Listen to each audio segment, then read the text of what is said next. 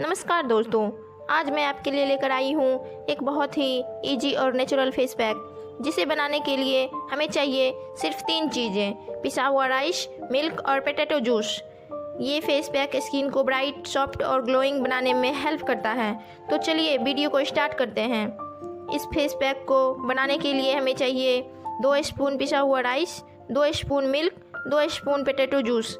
अब इन तीनों को अच्छी तरह मिक्स करके स्मूथ पेस्ट बना लीजिए। अब इस पेस्ट को क्लीन फेस पर इवनली अप्लाई करिए। आंखों के आसपास एरिया को अवॉइड करें। इस मास्क को 15 से 20 मिनट तक फेस पर रहने दीजिए। 20 मिनट बाद नॉर्मल पानी से फेस वॉश कर लीजिए। इससे स्किन फ्रेश, सॉफ्ट और ग्लोइंग दिखने लगेगी।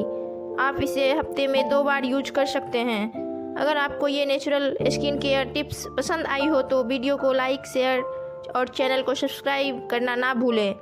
मिलते हैं नेक्स्ट यूजफुल वीडियो में। धन्यवाद।